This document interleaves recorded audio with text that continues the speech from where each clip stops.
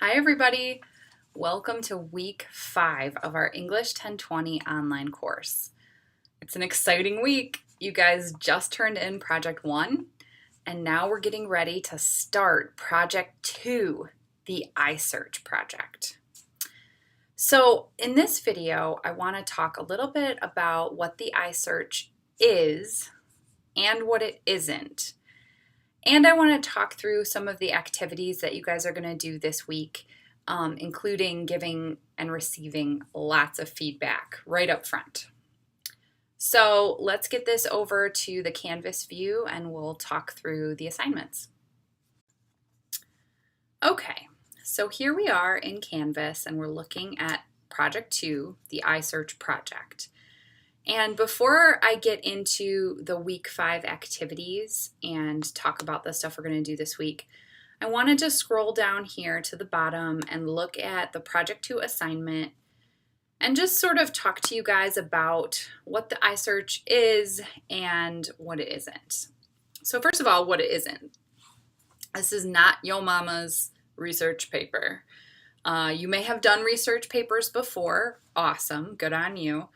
You may never have done a research paper before, but either way, this is not that. The iSearch is not a research paper, and you can see and hear the difference in that prefix. Instead of re up here, we have I. That's really significant because really what we're trying to do here in Project 2, before we get into writing a more formal academic researched argument, that will come in Project 3. For now, what I want us to be focusing on is documenting our own research process. Now, maybe you're sitting there going, Nicole, I don't have a research process. Okay, sweet, awesome. So what we're going to do then is figure out your research process, then we're going to document it. This is all about you and how you do research, or how you're going to do research if you've never done it before. Now, part of the thing that I want you guys to do as we look into this iSearch process, if you have done research before and you pretty much think you've got it on lockdown, it's like, oh, Nicole, get out of here with this research stuff. Even if you've never done research before and you're like, when am I ever going to need to use this? I am encouraging everyone to come to this project with an open mind and be ready to learn something new about yourself as a scholar and a researcher, and be ready to learn some new tricks of the trade that you can apply, hopefully, to the rest of your career here at Wayne State University. So having said that, let's look at this assignment. The iSearch, and I've got a video that I want you guys to look at later this week, but really quickly, the iSearch is not about finding an answer. The iSearch is about finding a process and documenting what does work and what doesn't work as you go through a process. So really, instead of answering a question, which you're going to pose this week, really we want to come to an understanding of how to best research that question. If you ask a question that needs a lot of primary research, that's good to know. And then you might need to revise your question to something that can be more focused on secondary research for Project 3. So that's another thing about the iSearch, is that in a lot of ways, this is helping us lay the groundwork and shift our frame for Project 3 so that when we get there, there's no panic and no one has to throw out their topic or anything because it's not working. We're working that whole thing out in this project so that by the time you get to Project 3, you're good to go. You hit the ground running. So you want to see what kinds of research are going to work. You want to see about how to evaluate the sources that you find, and you want to get a sense of the arguments that are at play around this topic that you choose. So, how do you begin? Well, first of all, you want to think about what you'd like to explore. And this is the part where you have 1,000% more freedom than you did in Project 1, where we were limited to a certain number of articles and we really had to work all the same way as we approach those articles. Psh, what do you want to know about? What do you want to learn?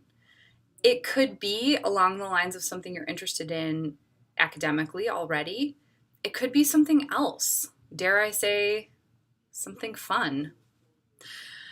Either way, you want to pick something that you're going to enjoy researching for the next couple of months, because that's how long we're going to be hanging out with this topic. So pick something that you actually enjoy. If you don't want to write about cardiovascular health in beavers, don't write about it, even if you think you should. You know what I'm saying? Pick something here that you can have fun with, and it's going to make it so much better and easier to go through the research process. All right, so once you pick something, maybe it's something like the choreography in the musical Hamilton and how choreography affects modern Broadway musicals. Maybe it's something like weather patterns brought on by agricultural waste. Maybe it's something like the best Thai food and what makes a good Thai restaurant what it is. Whatever you choose, assess the knowledge that you already have, and then contrast that with the knowledge you need to know what you want to know. And then from there, we're going to get into, with Project Builder 4, you're going to brainstorm a list of questions, pick one or two. And here's the thing. Whatever question you decide to hone in on for the next 2 to 3 projects, don't pick something that you can answer easily. Don't pick something that Google can tell you the answer to. For example, how many students are there at Wayne State University? I don't know it off the top of my head, but I'm pretty sure I can Google it. You want to ask something that's a little more nuanced and complex, and maybe even something that has potentially multiple answers. Like, what is the best way to revitalize the city of Detroit? Or what is the best way to revitalize downtrodden urban areas? That's a question that has a lot of potential answers. And now we've got something kind of meaty to sink our teeth into. You see what I'm saying? So once you group a few related research questions together, this is going to guide your inquiry as you do some reading and some researching and go throughout the rest of the iSearch paper. So we'll get into some of these other things. You guys can go ahead and read some of these previous research questions that students have posed. You can ask yourself these heuristic questions. Will my research question work? Ask yourself these questions. So first of all, it has to be a question. Definitely want to make sure that you're clarifying your terms, and we'll talk about one of the readings you're going to do to help you do that. And here's one that I'm really advocating for everyone. Am I personally invested in exploring this question? If you can't say yes, then it's going to be, I'm not saying you can't research it, but it's going to be so hard. It's going to be such a slog if you don't feel a genuine spark of passion about this project. So make sure that you're personally invested in it. And this is where I pause to say, I have many dear friends who research lots of cool things as their profession. And one of my closest friends wrote his PhD dissertation on the TV show Supernatural. So I don't know what I'm doing with my life, but hopefully that will encourage you that you really can research anything as long as you take a scholarly approach to it. So we'll keep talking about this. But for now, let's head back to the home page and look at our week's activities. All right, as soon as it loads. Come on, Canvas. Okay, so here we are, week 5. Let's look at the week 5 activities. So first thing that you're going to see on our list of things to watch is watch the week 5 instructor video, which you're already doing. Good job. These other 2 videos that I have posted here, this iSearch intro video was put together by my colleague, Dr. Jenkins, and it's a really awesome, thorough introduction to the iSearch with some examples. She walks through some different student papers to see what's working, what's not working. So I really highly recommend looking at that video. Dr. Jenkins worked with me on the 1020 curriculum committee that helped develop our 1020 course that we're working on.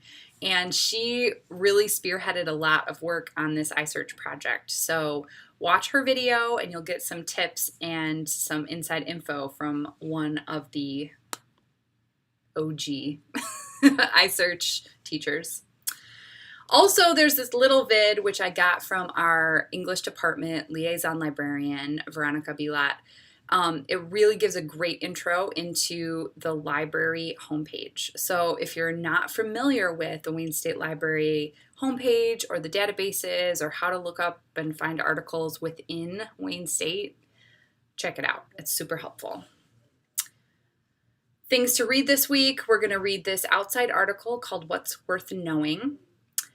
A small, short excerpt from Inquiry to Academic Writing. And this site, which is called Research 101, is coming to you from the University of Washington, but it's got so much good material. I really want you guys to work through all of these tabs. So you'll see it starts right over here on the left of the screen, and it goes through the basics. You can go toggle through each one of these and kind of get, you'll have to run Adobe Flash to get some of the videos, but it talks through popular versus scholarly versus trade publications. We'll look at some other videos to kind of bring this home. Primary versus secondary sources. Check that out. You'll need that for the iSearch. There's quizzes to help you review. Now here's something that I really want to highlight. I want you to go through all of these tabs. So I want you to look at info cycles. I want you to look at topics, at searching, at finding, at evaluating. But underneath topics, this is going to be really useful to you this week because there's a whole section on how to pose a research question. So first of all, it's going to distinguish between topics and questions. So a topic is something quite broad. For example, here, drugs and crime. A question gets more specific and inquires into that topic about something very precise. For example, could liberalization of drug laws reduce crime in the United States? So read through this. It's going to talk to you a little bit about concept mapping, and then it's going to get into revising your question. Now, this is what we're going to really focus on this week. This is our main goal, is to not just write a question for the iSearch, but we're going to revise it at least once, maybe twice. More on that in a second. But just to draw your attention here that sometimes when we ask a research question, it is too specific. And you might have noticed that earlier in this video, I posed a question first that was really focused on Detroit. And then right after that, I broadened it and said urban areas, urban environments. And what I was doing in the moment was broadening the research question because at this point, it might be safe to say that there are quite a few research studies out there on the city of Detroit specifically, but there might not be. And indeed, we might want to broaden our search to include other urban areas that might have information to feed into research on Detroit. So here you can see a couple of examples for how to broaden a research question. But honestly, I'm going to tell you guys that for my whole career teaching, most students mostly need to narrow their research question. So here, there's a little grid that will take you through a lot of different ways you can narrow a research question, from time and place to population of focus or viewpoint. And this is going to be really, really helpful as you get your question to a place that you can find the most information on it and the most interesting information on it. So I'm not going to belabor this point, but I just want you guys to poke around Research 101. This will be one of the readings that you'll talk about in your DJ5 this week. Also, other readings that you'll talk about in DJ5 are, of course, this excerpt from Chapter 5 and this Postman and Weingartner article, What's Worth Knowing. So, writing this week. You want to write your project builder, which is kind of a cool assignment. I'll show you in a second. You're going to write your digital journal where you're going to respond to and synthesize all the readings from the week and reflect. The thing I would like you to reflect on this week is what can you take from Project 1 and put in your portfolio in OneDrive? Because now that we're done with this first project, we want to stay on top of collecting and curating the materials that we're going to put in our project for the end of the semester, our portfolio project, excuse me. Now, the other way that I want you guys to sort of swap potential questions and give each other feedback is chat check-in number 3. So we've got 2 ways to get feedback on your research question: Project Builder 4 and chat check-in number 3. So you can see here on the calendar that I've kind of spread things out, but they kind of loop around in what is called a recursive design. Recursive meaning looping, which makes sense because if you think about cursive writing, it's looping writing that connects to each other. So, for example, tomorrow, Wednesday, you might want to watch this video, read the Postman Weingartner article, and brainstorm your questions and kind of narrow it down and post your questions to GroupMe for some feedback. By Friday, you'll definitely want to have watched Dr. Jenkins's iSearch intro, read From Inquiry to Academic Writing. Oh, it says Chapter 4 there. It's Chapter 5. So I can go in there and fix that. Write your DJ, or you might want to wait to write your digital journal until after you've read Research 101. Probably will. You want to watch your little video and do your chat check-in. So I have this little diagram to kind of show you guys. And actually, I should blow this up. Hang on one second. Okay, so I was just talking about the recursive process a second ago. And what I mean by that is that, I don't know if you guys can see this very well, this week and indeed this whole project is kind of designed to loop back around on itself.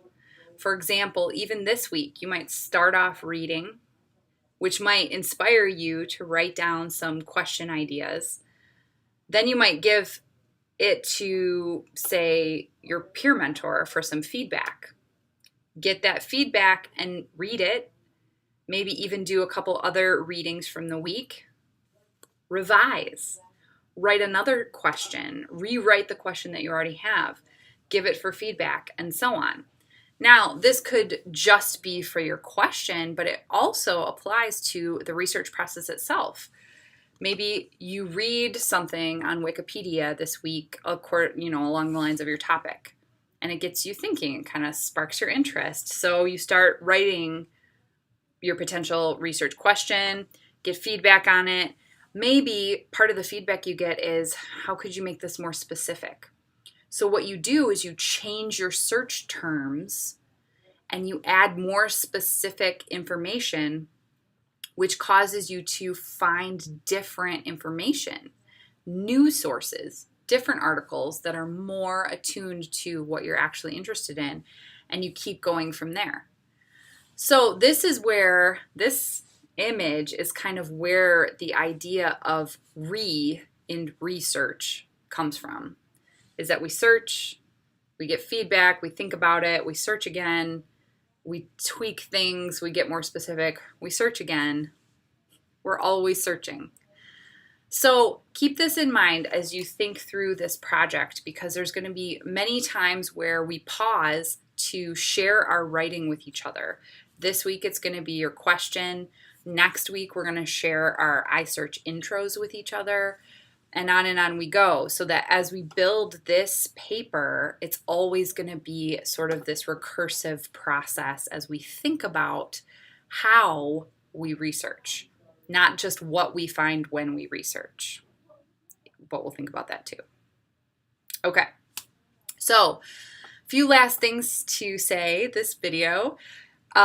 First of all, you'll notice that your project builder number 4 is updated. It used to ask you to email Rayanne your research questions, and after having a meeting with her and learning about her schedule and some upcoming exams that she has, I revised the assignment to ask you guys to post your research questions to GroupMe, which, as you all know, is the app that Rayanne uses to kind of keep touch with everyone and make sure she can respond to questions, or that anyone can respond to questions. So we're going to kind of like do 2 collaborative class-wide brainstorming feedback activities. One is going to be Project Builder 4, where you post a question to GroupMe, get some feedback on it from your classmates and Rayanne. And also, I'd like you to post your question to the chat, maybe after you've revised it once. How does that sound? We'll start with your raw questions to the GroupMe, get some feedback on it, revise it. Send it back to the chat to get some new feedback on it, because we're always revising, we're always making it better. All right, so we'll do that. And I hope you guys have a great week. Try to stay dry, try to stay warm and toasty. And of course, if you have any questions, you can contact me via Skype or via email. I'm always happy to talk about this stuff. And I will see you next week. Bye, everybody.